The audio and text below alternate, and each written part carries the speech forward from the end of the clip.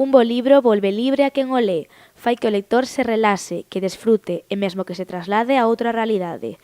Algúns len para sentir que non están solos, outros para viaxar lonxe e outros simplemente por paixón. Pero sexa cal sexa o motivo, hoxe é o Día Internacional do Libro e iso demostra, un ano máis, que as boas obras non desaparecerán nunca das nosas mans.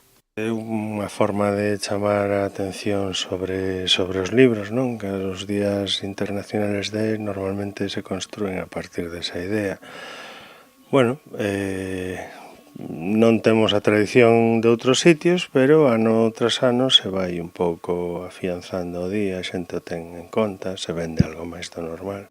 As novas tecnoloxías revolucionaron o mundo da lectura, pero moitos seguen sen cambiar as súas páxinas de papel por unha pantalla.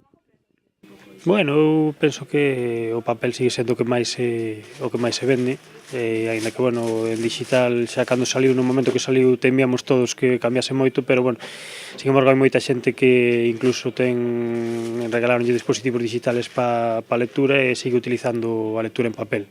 Eu creo que non é cuestión de papel ou electrónico, a xente está preferindo darlle o clic, pero non aos libros, a un yogur ou a un calzoncillo. Entón, se a xente considera mellor comprarlle unha multinacional que os veciños do lado, contra eso pouco podemos facer. Eu sempre compro en papel porque directamente noutros formatos non son capaz de ler, non me sae.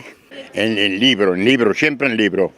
Yo en el móvil o en la tablet no funciono bien con ello. A mí encanta meter o libro en papel e, bueno, a lectura faise doutro xeito, totalmente distinto. Como dixo Rubén Darío, un libro é forza, é valor, é alimento, é foco do pensamento, é manancial do amor e, sobre todo...